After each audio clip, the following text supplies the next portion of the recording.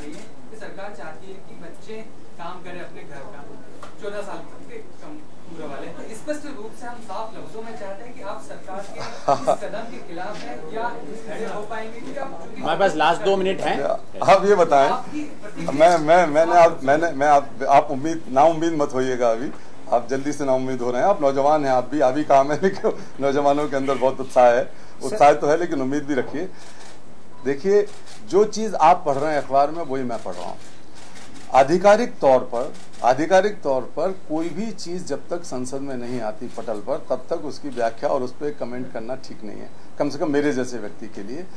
और या तो वो आधिकारिक तौर पर मैं पढ़ लूं, आ जाए पटल पर, या फिर मैं मंत्री से या प्रधानमंत्री से बात करके समझ लूं कि वो चाहते क्या हैं।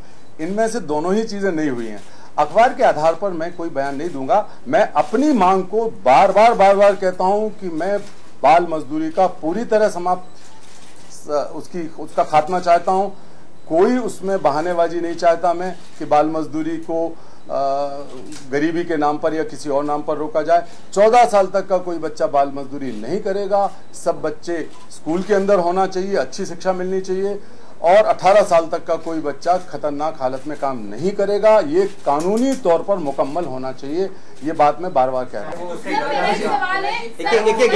बस लास्ट 2 मिनट है। हम वाइंड अप बहुत अप्रिशिएट वर्क है आपका सर, लेकिन एज ए जर्नलिस्ट मैंने काफी स्टोरीज की है, मैंने काम किया है, मैंने देखा है कई बच्चे सर ऐसे जिनके पेरेंट्स नहीं है, घर की कंडीशन।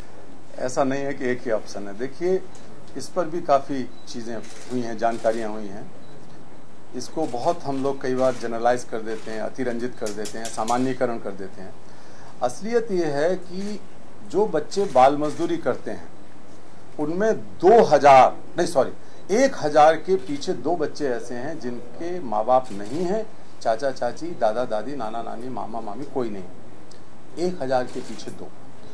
तो अगर भारत में समझिए 1000 बच्चे काम कर रहे हैं, तो उसमें से 2 ही बच्चे ऐसे हैं। इन 2 बच्चों के लिए तमाम सारी योजनाएं हैं ऐसे बच्चों के लिए जिनके माँ बाप नहीं हैं। उनके पुनर्वास के लिए, उनकी शिक्षा की गारंटी के लिए, उनके रखरखाव के लिए, उनके भोजन पानी की व्यवस्था के लिए, उनको शेल्टर दिलाने के लिए कानून है।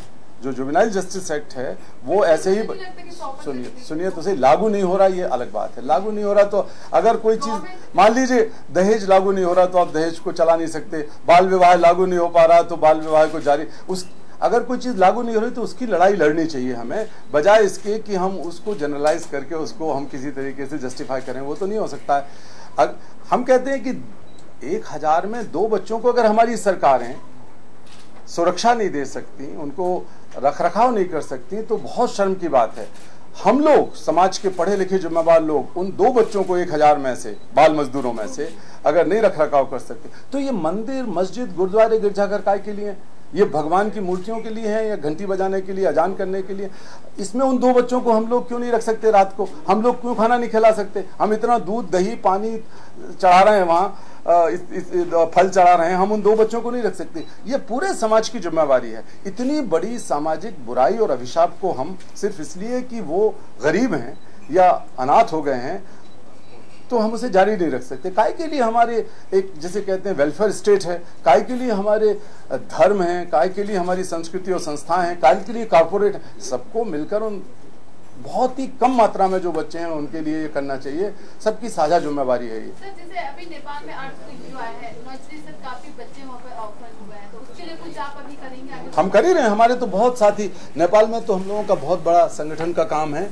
और सबसे बड़ा जो हमारा अभी चुनौती है वो ये है कि अर्थक्वेक के कारण बड़ी संख्या में बच्चों को ट्रैफिकिंग या उनको दुर्व्यापार के जरिए ले जाया जा सकता है। इस पर हम लोग बहुत सचेत हैं। लड़की लड़के दोनों ही। लड़कों को ले जाया जाता है भीख मांगने के लिए, घरेलू मजदूरी कराने के लिए। लड़कियों को ले जाया जाता है वेश्यावृत्ति कराने के लिए, घरेलू नौकरानी के लिए, कई तरह की चीज़ों के लिए। तो ये खतरा पहले भी हुआ है और पहले भी हम लोगों ने इस पर बहुत कैंपेन किए हैं। जैसे यहाँ पर उत्तराखंड में जो बाढ़ आई थी तो वहाँ भी ये खतरा हो गया था और कुछ ऐसी घटनाएं घटी भी थी, कई बच्चे गायब हो गए थे। उसको लेके हमने वहाँ की सरकार के साथ बातचीत की। मैं लगातार सरकार के सर्वोच्च अधिकारियों के साथ संपर्क में हूँ, नेपाल के पर्सनली भी, और मेरे अपने संगठन के लोग वहाँ पर काम कर रहे हैं इसको लेकर।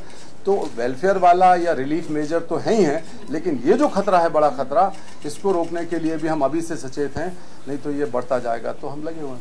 गवर्नमेंट बॉडी की गवर्नमेंट बॉडी की तस्वीर देखो, स्पष्ट मध्य प्रदेश में। आप मध्य प्रदेश में क्या कोई कॉर्पोरेट कभी आगे आया कि हम ऐसा करेंगे, क्योंकि CSR एक बड़ी व्यवस्था है सर अपने देश में। बिल्कुल, उनसे पूछना चाहिए, धर्मगुरुओं से भी पूछना चाहिए, कॉर्पोरेट से भी पूछना चाहिए, सरकार से भी पूछना चाहिए, सभी से पूछना। मैं तो कॉर्पोरेट का प्रवक्ता नहीं हूँ, ना धर्मगुरुओं का प्रवक्ता हूँ, मैं उन बच्चों का प्रवक्ता हूँ, और बच्चों की तरफ से मैं कह रहा हूँ। मैंने कहा स्पष्ट तौर पर, इतने सारे हमारे यहाँ धार्मिक स्थल हैं, इतने सारे कॉर्पोरेट हैं, इतने सारे NGOs हैं देश में, इतने सारी चीजें हैं, सरकारें हैं, सरकारों के विभाग हैं, तो उन बच्चों को जो कि अनाथ होने के कारण बाल मजदूरी के लिए अभिशप्त हो रहे हैं, उनको आश्रय दीजिए, उनकी मदद कीजिए, उनको उनका बचपन लौटाइए, सबकी जिम्मेवारी। मान लिया जाए कि अभी तक कोई आगे नहीं आया। उत्तर कोरिया आए लोग आते हैं। उत्तर कोरिया में रक्षा मंत्री को तोप से सर, लास्ट ले रहे थे। हमारे यहाँ लोकसभा में भी नेता सो रहे हैं। कंक्लूड करें। मैं नहीं सो रहा हूँ भैया, आप देख लो, मैं हंस रहा हूँ, बोल रहा हूँ आपके सामने। मुझे sir we need to conclude. Thank you everybody, thank you everybody, बहुत अच्छा मौका रहा। थैंक यू फॉर आप सभी आए, उससे धन्यवाद। बहुत धन्यवाद आपका। सर एक आखिरी कमेंट समझ, ह्यूमन ट्रैफिकिंग भी एक आपका बड़ा